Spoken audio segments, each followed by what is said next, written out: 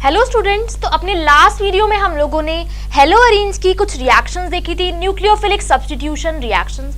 हमने देखा था कि किस तरीके से एरोमेटिक न्यूक्लियोफिलिक सब्स्टिट्यूशन रिएक्शंस होती है हमारे हेलोअरीन्स के केस में। ठीक है, अब उसमें क्या होता था, पहले हम लोग एडिशन करते थे, देन हमारा जो लीविंग ग्रुप था वो लीविंग ग्रुप लीव कर जाता था और वो आके जो हमारा न्यू न्यूक्लियोफाइल आया है वो उस लीविंग ग्रुप को सब्स्टिट्यूट कर लेता था। ठीक है, ये वाली टाइप ऑफ रिएक्शंस हम लोगों ने देखी थी, एरोमेटिक न्यूक्लियोफिलिक सब्स्टिट्यूशन रिएक्शन। जो हमारा मैकेनिज्म था वो क्या था, एडिशन एंड देन सब्स्टिट्यूशन। ठीक है, अब एक और चीज यहाँ पे बहुत ही इंपॉर्टेंट है कि कई बार क्या होता है, ठीक है, वहां पे हम लोग जिससे सब्स्टिट्यूशन करा रहे थे न्यूक्लियोफाइल से वो क्या थे, OH- था, साइनाइड्स थे, ऐसे हमारे न्यूक्लियोफाइल से। लेकिन कई बार क्या होता है, हमारे जो न्यूक्लियोफाइल्स होते हैं वो बहुत स्ट्रॉन्ग बेस होते हैं। ठीक है, वो बहुत स्ट्रॉन्ग बेस होते हैं। जैसे कि अगर मैं बात करूं, अगर मैं क्लोरोबेंजीन में ऐड कर रही हूं क्या, NaNH2 in the presence of liquid ammonia, NaNH2 in the presence of liquid ammonia, या फिर मैं टर्शियरी ब्यूटॉक्साइड जो कि बहुत स्ट्रॉन्ग बेस होते हैं, स्ट्रॉन्ग न्यूक्लियोफाइल होने के साथ साथ, तो ऐसे केसेस में मेरा एक नए तरीके का मैकेनिज्म होता है। उसमें क्या होता है, सबसे पहले मेरा एलिमिनेशन होता है, देन मेरे पास एडिशन होता है। ठीक है, किस तरीके से होता है अभी मैं आप लोगों को बताती हूं। सबसे पहले मेरा एलिमिनेशन होगा, देन एडिशन होगा। तो इस मैकेनिज्म को हम लोग एलिमिनेशन देन एडिशन बोलते हैं। होगा तो इसमें भी सब्स्टिट्यूशन ही, न्यूक्लियोफिलिक सब्स्टिट्यूशन ही होगा, बस मैकेनिज्म डिफरेंट है। वहां पे हम लोग पहले क्या कर रहे थे, एडिशन कर रहे थे, देन हमारा लीविंग ग्रुप जो था वो लीव कर रहा था और सब्स्टिट्यूट कर रहा था। यहां पे क्या करेंगे हम लोग, पहले उस लीविंग ग्रुप को, जो हमारा ग्रुप है उसको एलिमिनेट कराएंगे, देन हमारा न्यूक्लियोफाइल आके ऐड करेगा। ठीक है, और इस रिएक्शन में हमारे पास एक बहुत ही इंपॉर्टेंट इंटरमीडिएट बनता है जिसको हम लोग बेंजाइन बोलते हैं। इसलिए इस रिएक्शन को हम लोग बेंजाइन मैकेनिज्म के थ्रू भी जानते हैं। देखो अब होता क्या है इसमें, देखो यहाँ पे मेरे पास क्या प्रेजेंट है। ठीक है, ये मेरे पास Cl प्रेजेंट है। ठीक है, मैं इसमें क्या ऐड कर रही हूँ, NaNH2 या फिर NH2-। ठीक है, अब हम सबको पता है इस NH2- को कहीं से भी एसिडिक प्रोटॉन मिल जाए, उस एसिडिक प्रोटॉन को लेके भाग जाता है। ठीक है, तो देखो ये जो मेरी प्रोटॉन होती है, ये जो मेरी प्रोटॉन है ये sp2 कार्बन से अटैच्ड है, इस वजह से ये प्रोटॉन में थोड़ी सी एसिडिटी होती है। ठीक है, तो ये NH2- क्या करता है, इस प्रोटॉन को लेके भाग जाता है। जब ये इस प्रोटॉन को लेके चला जाएगा तो उस टाइम पे यहां से H+ गया, तो इसीलिए इस कार्बन पे मेरा नेगेटिव चार्ज आ जाएगा। ठीक है, इस कार्बन पे मेरा क्या आ जाएगा, नेगेटिव चार्ज आ जाएगा। और यहाँ पे मेरे पास क्या है, Cl ग्रुप है, यहाँ पे मेरे पास Cl ग्रुप है। ठीक है, अब देखो होगा क्या, ये जो मेरा नेगेटिव चार्ज है इसके इलेक्ट्रॉन्स यहाँ आ जाएंगे और ये जो मेरा Cl ग्रुप है ये यहाँ से लीव कर जाएगा।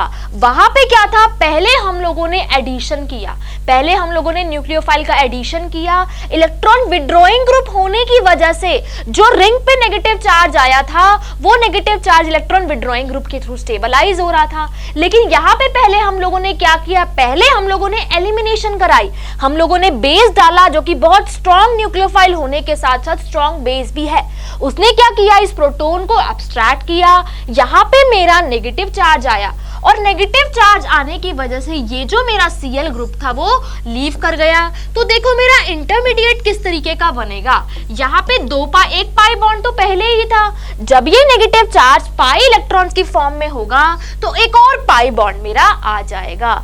ऐसे इंटरमीडिएट्स को हम लोग बेंजाइन बोलते हैं। ये इंटरमीडिएट्स भी मेरे एरोमेटिक होते हैं। अब आप सोचेंगे कि एरोमेटिक कैसे है, इसमें तो 1 2 3 4 5 6 7 8 पाई इलेक्ट्रॉन है, तो हक्कल रूल तो फॉलो ही नहीं करता। नहीं, ये एरोमेटिक होता है।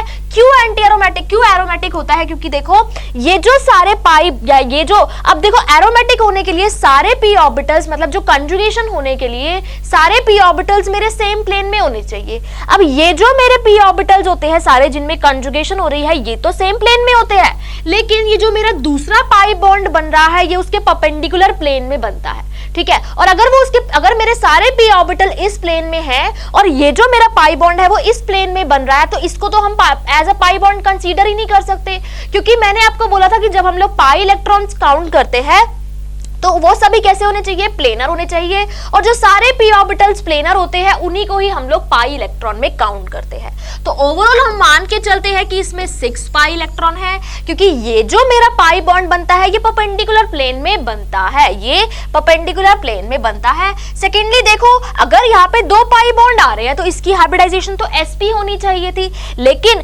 sp का तो बॉन्ड एंगल 180 डिग्री होता है। अब यहाँ पे तो 180 डिग्री पॉसिबल ही नहीं है, इसलिए हम इस पाई बॉन्ड को कंसीडर नहीं करके चलते। और इसलिए जो मेरा ये इंटरमीडिएट होता है बेंजाइन, वो एक एरोमेटिक कंपाउंड होता है। ठीक है, अब देखो यहाँ पे सबसे पहले हमने देखा मैकेनिज्म में सबसे पहले क्या हुआ, एलिमिनेशन हुई, मेरा बेंजाइन इंटरमीडिएट बन गया।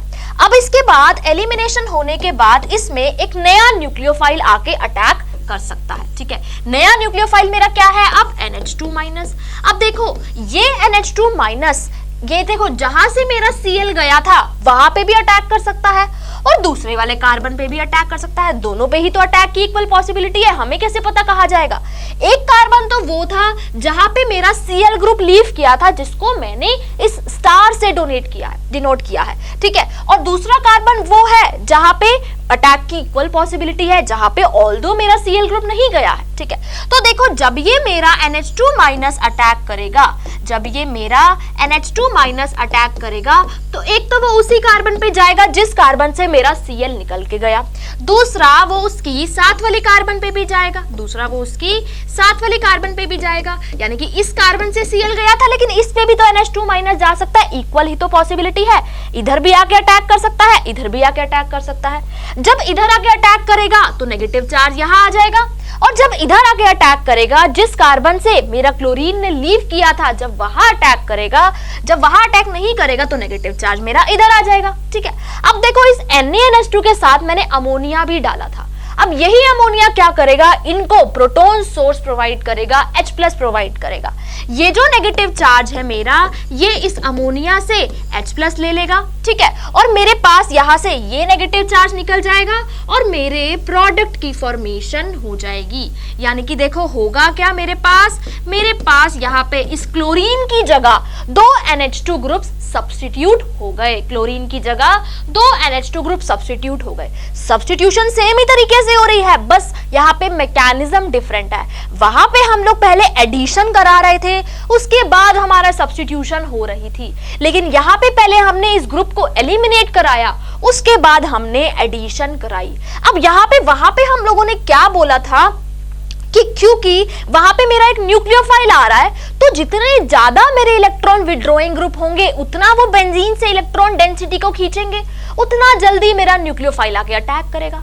अब यहाँ पे तो देखो कोई जरूरत ही नहीं है उस इलेक्ट्रॉन विड्रॉइंग ग्रुप की, क्योंकि मैंने तो पहले ही इस ग्रुप को एलिमिनेट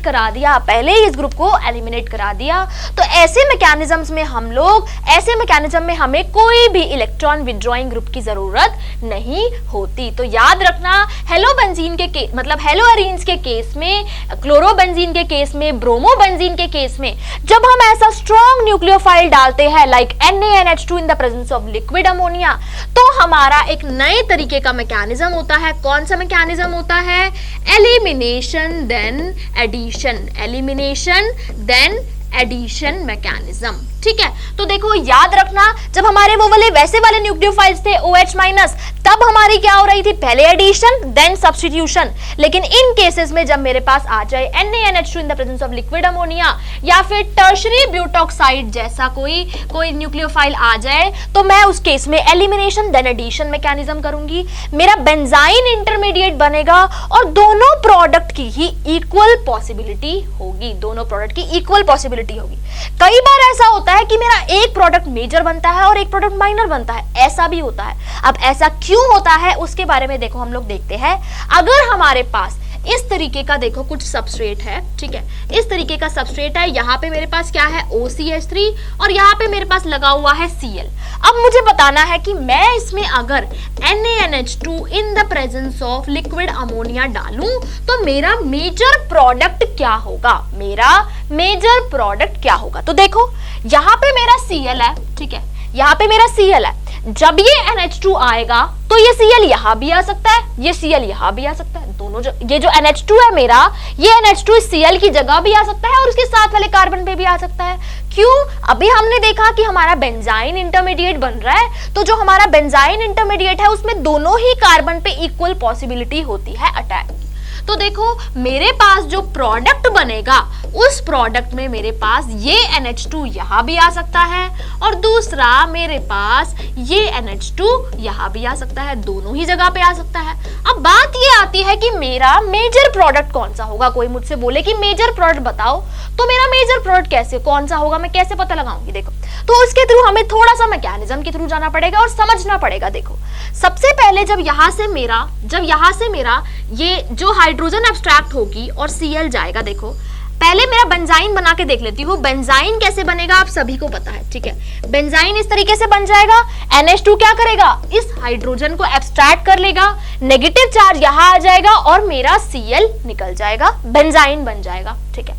अब देखो मेरे पास यहाँ पे OCH3 था, जब ये NH2 अटैक करेगा, NH2 माइनस अटैक करेगा, तो दो तरीके की अटैक की पॉसिबिलिटी है। अभी हमने बोला कि जिस कार्बन से मेरा Cl गया है उस कार्बन पे भी अटैक कर सकता है और जिस कार्बन यहाँ पे मेरी जो कार्बन है उस कार्बन पे भी अटैक कर सकता है। देखो तो जब मेरे पास जिस कार्बन से Cl गया, जब उसी कार्बन पे अटैक किया तो मेरा इंटरमीडिएट कुछ इस तरीके का बनेगा, ठीक है। और जब उसके साथ वाले कार्बन पे अटैक किया तो जो मेरा इंटरमीडिएट है वो इस तरीके का बनेगा, यहाँ OCH3 लग जाएगा, इस तरीके का मेरा इंटरमीडिएट बनेगा। अब इसी के थ्रू ही हम पता लगाएंगे कि जो मेरा मेजर प्रोडक्ट होगा वो क्या होगा। अब एक चीज यहाँ पे याद रखना, बेंजाइन मैकेनिज्म में हम लोग सिर्फ प्लस आई और माइनस आई इन दोनों के ही इफेक्ट को देखते हैं, हम प्लस एम माइनस एम के इफेक्ट को नहीं देखते। ऐसा हमेशा याद रखना कि हम हमेशा प्लस आई और माइनस आई के इफेक्ट को ही कंसीडर करते हैं, प्लस एम और माइनस एम को इफेक्ट को कंसीडर नहीं करते, ठीक है। तो देखो यहाँ पे इनकी जो स्टेबिलिटी होगी वो मुझे सिर्फ प्लस आई और माइनस आई से देखनी है, मैं प्लस एम माइनस एम से नहीं देखूंगी क्योंकि वो डोमिनेट ही नहीं करता वो इफेक्ट कौन सा डोमिनेट करता है मेरे पास, सिर्फ प्लस आई और माइनस आई वाला। तो देखो अगर मैं इस इंटरमीडिएट की बात करूं तो इस इंटरमीडिएट में ये जो नेगेटिव चार्ज है यहाँ पे, ये जो OCH3 है, वैसे तो ये प्लस एम लगाता है, इसका प्लस एम मेजर होता है, लेकिन मैंने क्या बोला कि हम यहाँ पे प्लस एम माइनस एम नहीं देखेंगे, वो डोमिनेंट नहीं होते। डोमिनेंट कौन से होते हैं मेरे, माइनस आई इफेक्ट, ठीक है। तो देखो इस केस में मेरे पास ये जो OCH3 लगा है ये माइनस आई इफेक्ट लगाएगा, ठीक है। अब देखो ये इस नेगेटिव चार्ज से दूर है और ये इस नेगेटिव चार्ज के पास है, तो यहाँ पे जो मेरा माइनस आई इफेक्ट लगेगा वो ज्यादा लगेगा, यहाँ पे मेरा माइनस आई इफेक्ट कम लगेगा। मतलब कि देखो इस नेगेटिव चार्ज की स्टेबलाइजेशन ज्यादा हो रही है, इसकी स्टेबलाइजेशन कम हो रही है क्योंकि ये नेगेटिव चार्ज इस OCH3 से बहुत दूर है, ये नेगेटिव चार्ज इस OCH3 से बहुत दूर है। तो यानी कि क्योंकि ये जो मेरा इंटरमीडिएट है वो इंटरमीडिएट ज्यादा स्टेबल है, इसीलिए ये प्रोडक्ट मेरा मेजर प्रोडक्ट होगा। मतलब यहाँ पे मेरा NH2 का अटैक होगा, यहाँ पे मेरा NH2 का अटैक नहीं होगा। तो उस अकॉर्डिंग जब मेरी थर्ड पोजीशन पे NH2 है, ये प्रोडक्ट मेरा मेजर होगा। क्यों मेजर होगा? क्योंकि ये इंटरमीडिएट मेरा ज्यादा स्टेबल इंटरमीडिएट है और ये प्रोडक्ट मेरा माइनर प्रोडक्ट होगा। आई होप आप लोगों को समझ आ गया होगा कि क्यों मेरा वो प्रोडक्ट। अब देखो सब्स्टिट्यूशन उसी कार्बन पे नहीं हुई, सब्स्टिट्यूशन उसकी साथ वाली कार्बन पे हुई है। तो इन चीजों का आपको इन मैकेनिज्म में ध्यान रखना है। अगर यहाँ पे CH3 ग्रुप होता, सपोज करो यहाँ पे CH3 ग्रुप होता, तो CH3 ग्रुप तो प्लस आई लगाता है, जो मेरा मिथाइल ग्रुप होता है वो तो प्लस आई लगाता है, ठीक है। तो देखो मिथाइल ग्रुप क्योंकि प्लस आई लगाता है, अब मेरा ये वाला कार्बन आयन स्टेबल होता और ये ग्रुप मेरा ये वाला प्रोडक्ट मेरा मेजर बनता जब मेरी सेम कार्बन पे सब्स्टिट्यूशन हुई है, जब मेरी सेम कार्बन पे सब्स्टिट्यूशन हुई है। तो इन चीजों का आपको इन मैकेनिज्म्स में ध्यान रखना है। ये भी बहुत इंपॉर्टेंट था, ऑल्दो इनसे क्वेश्चन पूछा नहीं गया है, बट ये बेंजाइन मैकेनिज्म हेलोअरीन्स के केस में बहुत ही ज्यादा इंपॉर्टेंट है, ठीक है।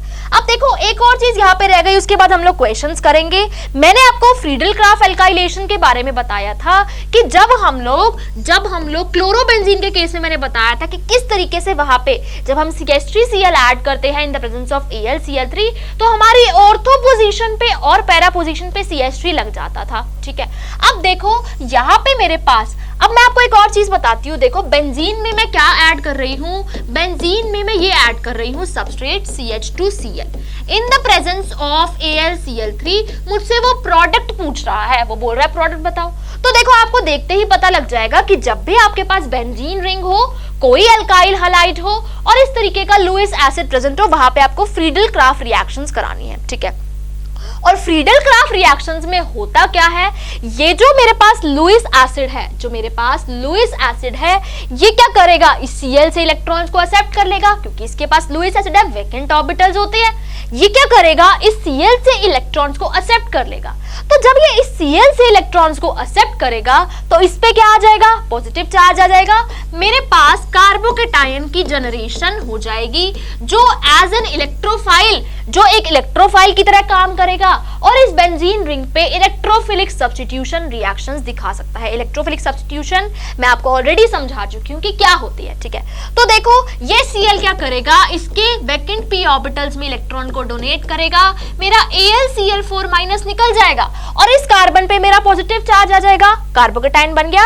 अब ये सब्स्टिट्यूशन शो कर सकता है। तो अब आपको डायरेक्टली ऐसे इस तरीके से प्रोडक्ट नहीं बनाना कि मैंने ये रिएक्शन करी, मेरा ये प्रोडक्ट बन गया, लेकिन ऐसा करोगे तो बिल्कुल गलत हो जाएगा। क्यों गलत हो जाएगा, देखो, क्योंकि देखो जब भी मेरा कार्बोकेटायन बनता है तो हमेशा मुझे चेक करना होता है कि वो कार्बोकेटायन रीअरेंज तो नहीं हो रहा, वो कार्बोकेटायन मेरा रीअरेंज तो नहीं हो रहा। अगर वो रीअरेंज हो रहा है तो पहले उसको रीअरेंज करके हम लोग मोर स्टेबल कार्बोकेटायन में कन्वर्ट करते हैं और उसके बाद फिर हम लोग उससे रिएक्शन कराते हैं। बहुत सारी रिएक्शन हम लोगों ने पढ़ी है, एल्कीन्स की हाइड्रेशन, अल्कोहल्स की डिहाइड्रेशन और भी बहुत सारी रिएक्शन इससे रिलेटेड हम ऑलरेडी पढ़ चुके हैं। तो फ्रीडल-क्राफ्ट में भी सेम कहानी है, क्योंकि आपका कार्बोकेटायन जनरेट हो रहा है जो एक इलेक्ट्रोफाइल की तरह काम कर रहा है, तो डायरेक्टली आपको इस तरीके से अटैक नहीं कराना, इसको रीअरेंज कराना है। देखो ये मेरा प्राइमरी कार्बोकेटायन है, ठीक है, ये मेरा प्राइमरी कार्बोकेटायन है, यहां से इस कार्बन पे हाइड्राइड शिफ्ट होगी और ये इस तरीके से मेरे पास एक टर्शरी कार्बोकेटायन की फॉर्म में रीअरेंज हो जाएगा, जो कि ज्यादा स्टेबल होता है। अब ये मोर स्टेबल कार्बोकेटायन में रीअरेंज हो गया। अब ये इलेक्ट्रोफाइल आके इस रिंग पे सब्स्टिट्यूट कर सकता है और मेरा प्रोडक्ट कुछ इस तरीके का बन जाएगा। यानी कि मेरा प्रोडक्ट कैसा बनेगा, एक रीअरेंज्ड प्रोडक्ट होगा। तो याद रखना ये एक लिमिटेशन भी है इस फ्रीडल-क्राफ्ट रिएक्शन की। क्यों, क्योंकि देखो अगर मुझे डायरेक्ट सब्स्टिट्यूशन करानी होती तो वो डायरेक्ट प्रोडक्ट तो बनेगा ही नहीं, वो तो ऑलरेडी रीअरेंज हो जाएगा। तो ये जो मेरी रिएक्शन है ये एक लिमिटेशन भी होती है फ्रीडल-क्राफ्ट रिएक्शंस की। तो इस चीज का भी आप लोगों को ध्यान रखना है। और एक और बात यहाँ पे कि हमारे पास इंट्रा मतलब किसी भी सबस्ट्रेट के अंदर इंट्रामोलिक्यूलर फ्रीडल-क्राफ्ट रिएक्शंस भी होती है। किस तरीके से होती है, देखो यहाँ पे मेरे पास सपोज करो ये वाला कंपाउंड है, ठीक है, इसमें मैं AlCl3 डाल रही हूं, वो मुझे बोलेगा कि प्रोडक्ट बताओ। तो देखो अब मेरे पास ये जो अल्काइल हैलाइड है वो इस सबस्ट्रेट के अंदर ही प्रेजेंट है, तो यहाँ पे क्या होगी, इंट्रामोलिक्यूलर फ्रीडल-क्राफ्ट रिएक्शंस होगी। सबसे पहले ये Cl इस AlCl3 को इलेक्ट्रॉन्स डोनेट करेगा और इस कार्बन पे मेरा पॉजिटिव चार्ज आ जाएगा, अब क्योंकि ये सबस्ट्रेट मेरा, ये जो मेरा इलेक्ट्रोफाइल है वो सबस्ट्रेट के अंदर ही प्रेजेंट है, तो अंदर से ही रिएक्शन होगी। कैसे, देखो अब ये जो मेरे पाई इलेक्ट्रॉन्स है ये इस कार्बन पे इलेक्ट्रॉन्स को डोनेट करेंगे और जब ये डोनेट करेंगे तो देखो किस तरीके से रिएक्शन होगी। ये जो मेरे पाई इलेक्ट्रॉन्स है इसने इस कार्बन को इलेक्ट्रॉन्स डोनेट किए, तो देखो कितनी मेंबर की रिंग बन रही है, 1 2 3 4 5 और 6 मेंबर की रिंग मेरे पास बन रही है। और इस कार्बन पे क्योंकि डोनेट किया है तो मेरे पास इस कार्बन पे दोनों मिथाइल ग्रुप्स प्रेजेंट है, 1 2 3 4 5 6, हाँ 6 मेंबर की ही रिंग है, ठीक है। तो देखो जब इस पाई बॉन्ड ने इलेक्ट्रॉन इलेक्ट्रॉन डोनेट किए इस कार्बन को, तो इस कार्बन ने तो इसके साथ बॉन्ड बना लिया, लेकिन इस कार्बन पे डेफिशिएंसी आ गई, मतलब यहाँ पे मेरा क्या आ गया, पॉजिटिव चार्ज आ गया। जैसे इलेक्ट्रोफाइल तो ऐड हो गया, इलेक्ट्रोफाइल ने तो आके एरोमेटिक इस रिंग पे अटैक कर लिया। अब होगा क्या, H+ का लूज होगा, सब्स्टिट्यूशन हो जाएगी और मेरे प्रोडक्ट की फॉर्मेशन हो जाएगी, मेरे प्रोडक्ट की फॉर्मेशन हो गई। मतलब कि देखो इस तरीके की इंट्रामोलिक्यूलर फ्रीडल-क्राफ्ट रिएक्शंस भी पॉसिबल होती है, बस आपको पहचानना आना चाहिए कि इसमें मेरी फ्रीडल-क्राफ्ट रिएक्शंस हो रही है। और फ्रीडल-क्राफ्ट रिएक्शंस में भी क्योंकि कार्बोकेटाइन बनता है तो उसकी रीअरेंजमेंट की बहुत ज्यादा पॉसिबिलिटी होती है। तो ये सब मैंने आपको बताया हेलोअरीन्स के बारे में। ऐसे ही देखो जब हम लोग हेलोअरीन्स में फ्रीडल-क्राफ्ट रिएक्शंस करते हैं, हेलोअरीन्स में जब हम लोग फ्रीडल-क्राफ्ट रिएक्शंस करते हैं तो उन केसेस में भी मेरे पास रीअरेंजमेंट की पॉसिबिलिटी होती है। लाइक देखो अगर मैं क्लोरोबेंजीन में क्या ऐड कर रही हूँ वही सबस्ट्रेट ऐड कर दूं, सपोज मैंने ये सबस्ट्रेट ऐड किया है CH2Cl और मैं इसमें एनहाइड्रस AlCl3 डाल रही हूँ, ठीक है। तो अब देखो आप सभी को पता है ऑर्थो और पैरा पे सब्स्टिट्यूशन होगी, इलेक्ट्रोफिलिक यहाँ पे हम लोग देख चुके हैं रिएक्शंस, ठीक है। तो देखो यहाँ पे मेरे पास कार्बोकेटाइन क्या बनेगा, ये कार्बोकेटाइन बनेगा। अब ये कार्बोकेटाइन एज इट इज जाके ऑर्थो पैरा पे नहीं लगेगा, ये कार्बोकेटाइन पहले रीअरेंज करेगा और रीअरेंज करने के बाद जब ये मोर स्टेबल कार्बोकेटाइन बनेगा वो कार्बोकेटाइन जाके मेरा अटैक करेगा। तो देखो जब ये रीअरेंज करेगा तो रीअरेंज करने के बाद ये एक टर्शरी कार्बोकेटाइन बना लेगा, ये एक टर्शरी कार्बोकेटाइन बना लेगा और ये टर्शरी कार्बोकेटाइन अब मेरा ऑर्थो पे भी प्रोडक्ट बना सकता है और पैरा पे भी प्रोडक्ट बना सकता है। तो देखो हमेशा ध्यान रखना फ्रीडल-क्राफ्ट रिएक्शंस में भी क्योंकि मेरा कार्बोकेटाइन बन रहा है तो चेक कर लेना कि कहीं वो कार्बोकेटाइन रीअरेंज तो नहीं हो रहा। अगर वो कार्बोकेटाइन रीअरेंज हो रहा है तो उसकी रीअरेंज करा के उसको मोर स्टेबल कार्बोकेटाइन में प्रोडक्ट बना, मोर स्टेबल कार्बोकेटाइन में कन्वर्ट कर देना और उसके बाद यहाँ पे सब्स्टिट्यूशन कर देना। ये कुछ इंपॉर्टेंट बातें थी और कुछ इंपॉर्टेंट रिएक्शंस थी जो कि हेलोअरीन्स में आनी थी बेंजाइन मैकेनिज्म के थ्रू। याद रखना बेंजाइन मैकेनिज्म सिर्फ और सिर्फ स्ट्रॉन्ग न्यूक्लियोफाइल और strong bases NaNH2 in the presence of liquid ammonia या फिर टर्शरी ब्यूटोक्साइड के केस में ही कवर अप होगी और केसेस में वो कवर अप नहीं होगी, और केसेस में हमारी पहले जैसी एडिशन देन सब्स्टिट्यूशन वो वाला मैकेनिज्म कवर होगा। अब हम कुछ इंपॉर्टेंट क्वेश्चंस देखते हैं। देखो ये क्वेश्चन में मुझे मिसिंग स्ट्रक्चर बताना है। देखो इसमें मैं क्या ऐड कर रही हूँ, बहुत ही सिंपल है, बस थोड़ा सा ध्यान रखना है। इसमें मैं ऐड कर रही हूँ, इसमें पैरा नाइट्रोब्रोमो बेंजीन में मैं 15% NaOH ऐड कर रही हूँ 160 डिग्री सेल्सियस पे, ठीक है। तो देखो हाई टेम्परेचर दे रही हूँ मैं बहुत ज्यादा, तो क्या होगा, ये जो मेरा OH है ये Br को सब्स्टिट्यूट कर देगा सिंपली और मेरा प्रोडक्ट बन जाएगा, ठीक है। अब देखो नेक्स्ट रिएक्शन में देखो एक चीज यहाँ पे ध्यान रखने की है। देखो इसमें मेरे पास एक इलेक्ट्रॉन विड्रॉइंग ग्रुप था, ठीक है। इसमें मेरे पास 3 इलेक्ट्रॉन विड्रॉइंग ग्रुप है, तो जितने ज्यादा मेरे इलेक्ट्रॉन विड्रॉइंग ग्रुप होंगे, मैंने बताया वहां पे एरोमेटिक न्यूक्लियोफिलिक सब्स्टिट्यूशन का रेट उतना ज्यादा होगा, ठीक है। अब देखो जब यहाँ पे एक इलेक्ट्रॉन विड्रॉइंग ग्रुप था तो मैंने इतना हाई टेम्परेचर यहाँ पे दिया था। जब तीनों ही इलेक्ट्रॉन विड्रॉइंग ग्रुप लग गए मुझे कोई कंडीशन देने की जरूरत ही नहीं पड़ी। क्यों? क्योंकि रिएक्शन का रेट ऑटोमेटिकली बढ़ गया। तो सिंपल मैंने वाटर यहाँ पे दिया तो मेरा न्यूक्लियोफाइल क्या होगा, वाटर, और यहाँ पे ये वाटर अटैक करेगा और Br की जगह बस मेरा OH लग जाएगा। ये मैंने इसीलिए बताया क्योंकि यहाँ पे 3 नाइट्रो ग्रुप्स लगे हैं। ये तीनों nitro groups 3 electron withdrawing groups की वजह से जो रेट होगा वो बहुत ज्यादा बढ़ जाएगा, ठीक है। नेक्स्ट क्वेश्चन पे चलते हैं। देखो यहाँ पे भी क्या होगा, 2 ग्रुप्स लगे हैं तो बस इस Cl की जगह मेरा क्या लग जाएगा, OCH3 लग जाएगा। बहुत सिंपल है, ठीक है। नेक्स्ट में देखो, हाँ इसमें देखो मेरे पास 2 Cl ग्रुप्स लगे हुए हैं, ठीक है। मेरा सबस्ट्रेट क्या है, 2 Cl ग्रुप्स मेरे पास लगे हुए हैं। इसमें मैं ऐड कर रही हूं क्या, CH3O-, CH3O- मैं इसमें ऐड कर रही हूं, ठीक है। तो देखो अब इन दोनों में से कौन सा Cl मेरा सब्स्टिट्यूट होगा, मेन बात तो ये है, ठीक है। तो देखो मैंने आपको बताया कि जब मैंने आपको न्यूक्लियोफिलिक सब्स्टिट्यूशन रिएक्शंस कराई थी तब मैंने आपको बताया था कि जब मेरा इलेक्ट्रॉन विड्रॉइंग ग्रुप ऑर्थो पे या फिर पैरा पे होता है तो वो इलेक्ट्रॉन डेंसिटी को -m और -i के थ्रू विड्रॉ कर लेता है, और नेगेटिव चार्ज को बहुत ज्यादा स्टेबलाइज कर देता है, मेरे इंटरमीडिएट को बहुत ही ज्यादा स्टेबलाइज कर लेता है। लेकिन जब वो मेटा पोजीशन पे होता है, मैंने आपको ऑलरेडी वहां पे आपको मैकेनिज्म के थ्रू भी समझाई थी ये बात, लेकिन जब वो मेटा पोजीशन पे होता है तो वो मेटा पोजीशन पे ऐसा नहीं कर पाता, ठीक है। तो देखो अगर मैं इस Cl की बात करूं तो इसकी ऑर्थो पे प्रेजेंट है NO2, लेकिन अगर मैं इस Cl की बात करूं तो इसकी मेटा पे प्रेजेंट है NO2, ठीक है। तो देखो अगर मैं इसकी सब्स्टिट्यूशन कराऊंगी तो यहाँ पे जो नेगेटिव चार्ज आएगा मेरा, वो नेगेटिव चार्ज तो ये NO2 स्टेबलाइज कर लेगा, लेकिन अगर मैं यहाँ पे सब्स्टिट्यूशन कराऊंगी, यहाँ पे अगर मैं सब्स्टिट्यूशन कराऊंगी तो मेरा नेगेटिव चार्ज यहाँ आएगा, और यहाँ आने के बाद वो नेगेटिव चार्ज मेरा पैरा पे आएगा। आप सभी को पता होगा ये तो नेगेटिव चार्ज यहाँ आने के बाद मेरा जो नेगेटिव चार्ज है वो पैरा पे आएगा, और अब ये स्टेबलाइज नहीं हो पाएगा, ये सिर्फ इसके माइनर माइनस आई के थ्रू स्टेबलाइज हो पाएगा।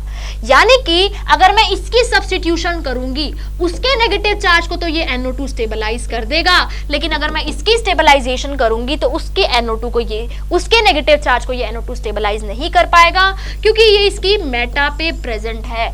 ये ऑलरेडी मैं आपको मैकेनिज्म में डिटेल में एक्सप्लेन कर चुकी हूं कि ऐसा क्यों होता है, क्योंकि देखो नेगेटिव चार्ज तो मेरा ऑर्थो और पैरा पे ही घूमता रहता है, वो तो मेटा पे जाता ही नहीं है। इस वजह से देखो जो मेरी सब्स्टिट्यूशन होगी, सब्स्टिट्यूशन जो मेरी होगी वो सिर्फ और सिर्फ कहाँ पे होगी, सिर्फ और सिर्फ ऑर्थो पोजीशन पे होगी। मतलब जब मैं इसमें डालूंगी क्या OCH3, तो ये जो मेरा Cl है जिसकी ऑर्थो पे NO2 लगा है, सिर्फ वही Cl सब्स्टिट्यूट होगा और मेरे प्रोडक्ट की फॉर्मेशन हो जाएगी। ये वाला Cl नहीं होगा। क्यों नहीं होगा? क्योंकि इसका जो नेगेटिव चार्ज है वो स्टेबलाइज ही नहीं हो रहा, माइनस M के थ्रू, वो सिर्फ माइनस I के थ्रू स्टेबलाइज हो रहा है। तो मेरा प्रोडक्ट क्या बनेगा? ये बनेगा। ये एक बहुत इंपॉर्टेंट बात थी इस क्वेश्चन पे, ठीक है। देखो नेक्स्ट क्वेश्चन में चलते हैं। ये क्वेश्चन भी बिल्कुल सेम है। इस क्वेश्चन को आपको खुद को सॉल्व करना है दोनों को, और इसका आंसर आपको कमेंट सेक्शन में मेंशन करना है। कुछ भी नहीं है, बिल्कुल सिंपल है। कमेंट सेक्शन में इनका आंसर आपको मेंशन करना है। आयुपैक नेम मेंशन कर देना कि इनका आयुपैक नेम क्या होगा। नेक्स्ट क्वेश्चन पे चलते हैं। देखो इस क्वेश्चन में भी देखो बिल्कुल सेम है, सिंपल है। बस F लगा हुआ है या NO2 लगा हुआ है, KOH आएगा, इसकी जगह OH लग जाएगा। KOH आएगा, बस OH लग जाएगा, और कुछ करना ही नहीं है। नेक्स्ट क्वेश्चन में भी देखो, अब यहाँ पे भी देखो मेरे पास ये दो Cl लगे हैं, फिर से मैं KOH डाल रही हूँ। देखो सिमिलर है, बिल्कुल सिमिलर, जैसे मैंने लास्ट एग्जांपल बताया। ये Cl है, एक ये Cl है। इस Cl को OH सब्स्टिट्यूट कर सकता है, इस Cl को भी कर सकता है। तो जिसका नेगेटिव चार्ज स्टेबलाइजेशन होगा इस NO2 के थ्रू, वो ही प्रोडक्ट बनेगा। तो देखो ये इसकी पैरा में है, तो देखो पैरा में तो स्टेबलाइजेशन होता है माइनस M के थ्रू। ये इसकी मेटा में है, मेटा में तो होता ही नहीं है। तो इस वजह से मेरा ये जो पैरा वाला Cl है वो सिर्फ और सिर्फ OH के थ्रू सब्स्टिट्यूट हो जाएगा, जो मैंने आपको लास्ट एग्जांपल में बताया। बिल्कुल सिमिलर है। मैंने एक मोल डाला इसलिए ये हुआ, अगर मैं दूसरा मोल डालती तो ये भी सब्स्टिट्यूट हो जाता। तो याद रखना है ऐसे केसेस में जब ऑर्थो और पैरा पे विड्रॉइंग ग्रुप हो तो उनकी सब्स्टिट्यूशन पहले होगी, लेकिन जब मेटा पे विड्रॉइंग ग्रुप हो तो उनकी सब्स्टिट्यूशन बाद में होगी। इस चीज का यहाँ पे ध्यान रखना, ठीक है। अब देखो ये एक बहुत इंपॉर्टेंट क्वेश्चन है, थोड़ी स्टेप वाइज रिएक्शन है। इस क्वेश्चन से आपकी most of the reactions, most of the reagents cover up हो जाएंगे और रिवाइज हो जाएंगे। देखो इतने सारे प्रोडक्ट्स हमें बनाने हैं, तो हम क्या करते हैं, स्टेप बाय स्टेप सारे प्रोडक्ट्स बना के चलते हैं। ए से लेकर H तक मुझे इसमें सारे प्रोडक्ट्स बनाने हैं। देखो तो देखो मेरे पास सबस्ट्रेट क्या है, सबस्ट्रेट मेरे पास क्या है, CH2CH3, और क्या है मेरे पास, NO2, ठीक है। इसमें मैं ऐड कर रही हूं Br2 in the presence of FeBr3। देखो तो जब भी हम लोग Br2 in the presence of FeBr3 add करते हैं, Br प्लस मेरा इलेक्ट्रोफाइल निकल जाता है, यहां से पढ़ चुके हैं हम लोग। अब देखो यहाँ पे मेरे पास ये CH2CH3 ग्रुप है और ये NO2 ग्रुप है। अब जो मेरा NO2 ग्रुप होता है वो रिंग से इलेक्ट्रॉन डेंसिटी को लेता है और डीएक्टिवेट करता है, और ये जो CH2CH3 ग्रुप है ये हाइपर कंजुगेशन के थ्रू इस पे क्या आता है, ऑर्थो और पैरा पे नेगेटिव चार्ज आता है। तो यहाँ पे इस इलेक्ट्रोफाइल की जो ओरिएंटेशन होगी वो इस ग्रुप के अकॉर्डिंग होगी, क्योंकि देखो इलेक्ट्रोफाइल आ रहा है, ठीक है। ये तो इलेक्ट्रॉन को पहले ही खींच रहा है, इलेक्ट्रॉन रिंग से इलेक्ट्रॉन्स को पहले ही कम कर रहा है, तो ये तो इलेक्ट्रोफाइल को आने ही नहीं देगा। मतलब जो मेरी ग्रुप की ओरिएंटेशन होगी वो इस ग्रुप के अकॉर्डिंग होगी, इसके ऑर्थो हो सकती है या फिर इसके पैरा हो सकती है। अब पैरा पे तो पहले ही सब्स्टिट्यूटेड है, तो बची कौन सी पोजीशन? Ortho position.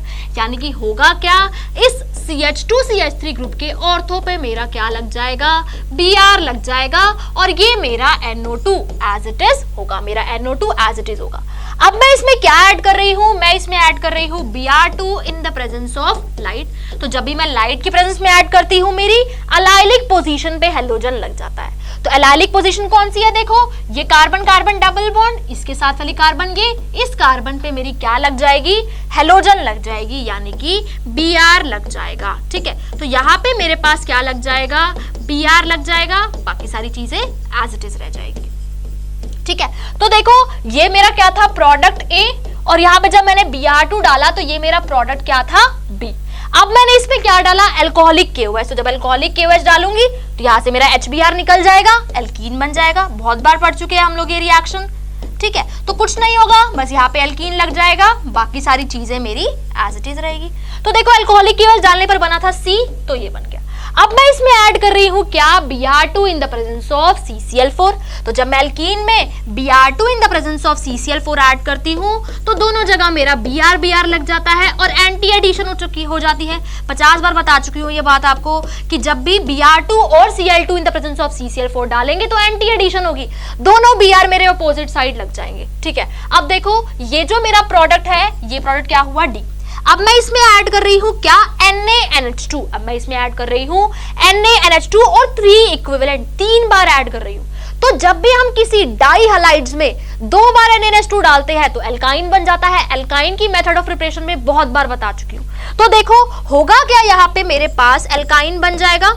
ठीक है, ठीक है, 2 बार डाला मैंने, एक बार डालूंगी एक HBr निकलेगा, दूसरी बार डालूंगी दूसरा HBr निकलेगा, एल्काइन बन जाएगा। ये सारे रिएक्शंस मैं ऑलरेडी आपको हाइड्रोकार्बन्स में सॉल्व करा चुकी हूं, नहीं पढ़ी है तो आप वहां से जाके रेफर कर सकते हैं। ठीक है, तो देखो एल्काइन बन गया। अब ये तो कब बना? जब मैंने 2 इक्विवेलेंट डाला।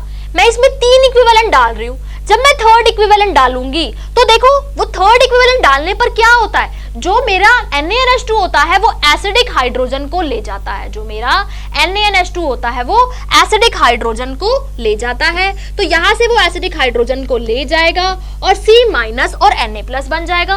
पहले भी करा चुकी हूँ रिएक्शंस बहुत बारी। ठीक है, तो देखो यहाँ पे हम लोग फिर से इसको रब कर देते हैं। यहाँ पे देखो ये मेरा बन गया। अब देखो 3 बार, देखो इस D में मैंने जब 2 NaNH2 डाले तो 2 बार HBr निकला, एल्काइन बन गया। जब तीसरी बार मैंने NaNH2 डाला तो इस एसिडिक हाइड्रोजन को वो ले गया और यहाँ पे कार्बन आयन की फॉर्मेशन हो गई। इस एल्काइन पे नेगेटिव चार्ज आ गया। ठीक है, ये मेरा प्रोडक्ट क्या था? E। अब इस E में मैं क्या कर रही हूं? ऐड कर रही हूं क्या? CH3I। तो देखो न्यूक्लियोफिलिक सब्स्टिट्यूशन रिएक्शन दिखाता है, SN2 रिएक्शन, बहुत बार पढ़ा चुकी हूं। तो यहां से क्या होगा? ये I निकल जाएगा और बस इस C के साथ क्या लग जाएगा? CH3 लग जाएगा। ये प्रोडक्ट मेरा बन गया। ये प्रोडक्ट क्या था मेरा? F। ठीक है, ये प्रोडक्ट था F। अब इस F में मैं क्या कर रही हूं? ऐड कर रही हूं Na in the presence of liquid ammonia. तो मेरे पास H बन रहा है और जब लिंडलास कैटलिस्ट डाल रही हूं हाइड्रोजन की प्रेजेंट में तो मेरा G बन रहा है। तो बहुत ही सिंपल है, जब NaNH2 डालूंगी, जब Na in the presence of liquid ammonia डालूंगी तो मेरा ट्रांस एल्कीन बन जाएगा और जब मेरा यहाँ पे हाइड्रोजन डालूंगी लिंडलास कैटलिस्ट की प्रेजेंस में जो मेरा सिस एल्कीन की फॉर्मेशन हो जाएगी। यानी कि दोनों मेरे यहाँ पे दोनों ग्रुप सेम साइड पे होंगे और यहाँ पे अगर मैं Na in the presence of liquid ammonia डालती तो मेरा ट्रांस प्रोडक्ट बन जाता, तो मेरा ट्रांस प्रोडक्ट बन जाता। ठीक है, तो देखो सारी रिएक्शंस वही है जो मैं सब आपको करा चुकी हूँ, बस उनका मिक्सचर है। तो इस तरीके से भी वो आपको जेई में different products A to B to C इस तरीके से फॉर्मेशन करा सकता है। बस आपको सारी रिएक्शंस के बारे में, सारे रिएजेंट्स के बारे में पता होना चाहिए कि एक्चुअल में हो क्या रहा है ऐसे क्वेश्चंस में। तो यहाँ पे मैंने आपको हेलोअरीन्स से रिलेटेड जो भी इंपॉर्टेंट क्वेश्चंस थे और जो रिएक्शंस थी उन सब के बारे में डिस्कस किया। अगर आपको इस लेक्चर से रिलेटेड कोई भी डाउट है तो आप उनको कमेंट सेक्शन में मेंशन कर सकते हैं। अगर आपको ये वीडियो अच्छी लगी तो प्लीज इस वीडियो को लाइक करें और जितना हो सकता है शेयर करें। Thank you.